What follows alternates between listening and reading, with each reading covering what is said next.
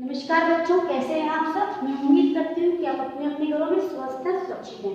देखिए बच्चों, हम पढ़ रहे थे पाठ 5 आपणम गच्छामि। आपणम गच्छामि यानी बाजार जाता हूँ। गच्छामि अर्थात उत्तम पुरुष एक वचन। मैंने आपको एक बात बताई थी, इस चैप्टर में होता क्या है बच्चों कि पिताजी बाजार जा रहे होते हैं तो अपने बच्चों से पूछते हैं कि मैं बाजार जा रहा हूँ, मैं दुकान पर जा रहा हूँ, आपको कुछ चाहिए। तो बच्चे अपनी ज़रूरत का सामान पिताजी को बता देते हैं। उस ज़रूरत के सामान को पिताजी लेके आते हैं। वो एक पुस्तक विक्रेता की दुकान पर जाते हैं, स्टेशनरी की शॉप पर। वहाँ से बच्चों के लिए पेन लेते हैं, बैग लेते हैं और कुछ पुस्तकें लेते हैं। उसके बाद वो फलों की दुकान पर जाते हैं जहाँ फल और सब्जियाँ दोनों मिल रही होती हैं। वहाँ से वो कुछ सब्जियाँ लेते हैं और कुछ फल लेते हैं। इस पूरे चैप्टर में आपको एक चीज़ बताई गई है। क्या?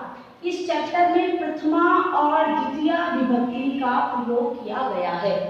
अब आप कहेंगे प्रथमा द्वितीय विभक्ति क्या होती है? तो बच्चों, मैंने आपको बताया था कि संस्कृत में 3 लिंग होते हैं और 3 वचन होते हैं। 3 लिंग कौन कौन से? पुल्लिंग, स्त्रीलिंग और नपुंसकलिंग, यानी मेल, फीमेल और नॉन लिविंग थिंग। ठीक है। और इसके अलावा मैंने आपको बताया था जो 3 पुरुष होते हैं वो होते हैं एक प्रथम पुरुष, मध्यम पुरुष और उत्तम पुरुष।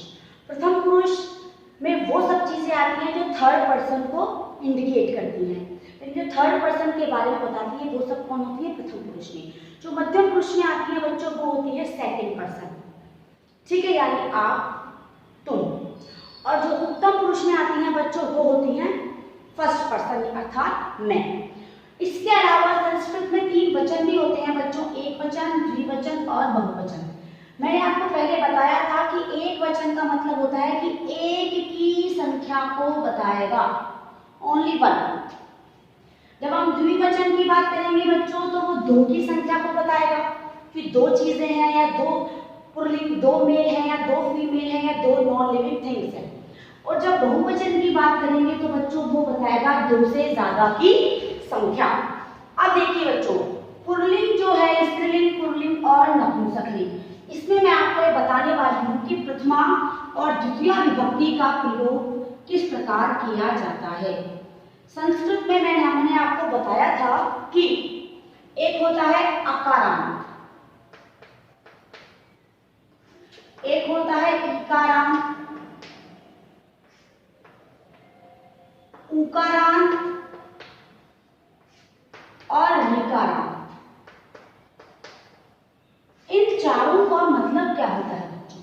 इन चारों का मतलब ये होता है कि जिन भी शब्दों का अंत, यानी शब्दों का अंतिम स्वर यदि ए होगा या आ होगा, ए या आ दोनों इंक्लूड होंगे इसमें, वो सब क्या होंगे? अकारांत। उन सबके रूप समान चलते हैं।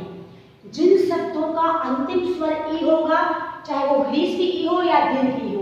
एक बात और कि ह्रीस तो हमेशा पुल्लिंग के लिए आता है और दीर्घ स्वर हमेशा स्त्रीलिंग के लिए आता है। समझ में आई मेरी बात आपको? ह्रीस स्वर संस्कृत में या हिंदी में दोनों ही भाषाओं में सदैव पुल्लिंग के लिए आता है और दीर्घ स्वर सदैव स्त्रीलिंग के लिए आता है। जिन भी शब्दों के अंतिम स्वर उ होगा बच्चों वो उकारांत होंगे और उनके सभी शब्द रूप समान रूप से चलेंगे। और जिन शब्दों के अंत में अंतिम स्वर री होगा उन्हीं सभी शब्दों के रूप एक समान चलेंगे।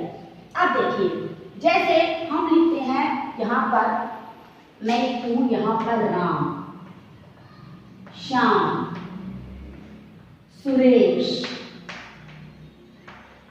महेश। आप किसी का भी नाम लिख लीजिए। देखिए, इन सभी शब्दों का अंतिम स्वर अ है। क्या है बच्चों? अ। हम अभी पुल्लिंग की बात कर रहे हैं तो मैं आपको पुल्लिंग के शब्द बता रही हूँ। जब हम स्त्रीलिंग की बात करेंगे तब मैं आपको स्त्रीलिंग की बात बताऊंगी, और जब हम नपुंसकलिंग की बात करेंगे तब मैं आपको नपुंसकलिंग की बात बताऊंगी। देखिए, राम जो प्रथमा विभक्ति एक वचन में होता है वो होता है बच्चों राम है। द्विवचन में होता है वो हम लिखते हैं रामौ, और बहुवचन में लिखते हैं तब लिखते हैं बच्चों रामा। ठीक है। अब श्याम की बात करते हैं तो देखिए बच्चों, श्याम है, श्यामौ और श्यामा। देखिए बिल्कुल सेम है, कोई डिफरेंस नहीं है, बिल्कुल आपको स्वर कौन सा है? यदि इनका स्वर अंतिम स्वर अ है तो सभी के रूप समान चलेंगे। जैसे हम करते हैं सुरेश का, तो देखिए सुरेश है, सुरेशौ, सुरेशा। इसके स्थान पर आप बालक के रूप भी बना सकते हैं। यह देखिए बालक है, बालकौ और बालका। अब देखिए बच्चों, ये बात करी मैंने प्रथमा विभक्ति की। अब मैं बात कर रही हूँ आपसे द्वितीया विभक्ति की। द्वितीया में क्या होता है, प्रथमा में क्या होता है? प्रथमा में मैंने बता दिया आपको 4 शब्द बना के, सबके अंतिम स्वर अ है तो सेम चलेंगे। द्वितीया में देखो राम है, रामम रामा, रामम, रामम सेम वही चलेगा, और रामान। इसमें देखिए श्यामे का श्यामम, श्यामौ, श्यामान।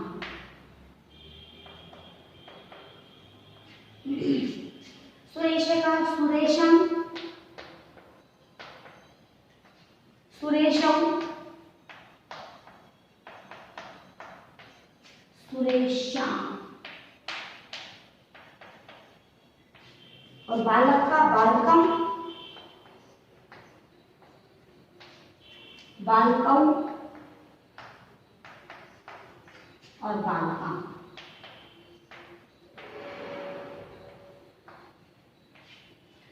तो बच्चों ये समझ में आ गया आपको कि पुल्लिंग में प्रथमा विभक्ति के रूप अकारांत हो तो कैसे चलेंगे, क्योंकि इस चैप्टर में आपको अकारांत के बारे में बताया गया है। और द्वितीय विभक्ति में अकारांत होगा तो उसके रूप कैसे चलेंगे। इस पूरी टेबल को आप अपनी नोटबुक में नोट डाउन करें। Thank you and have a nice day.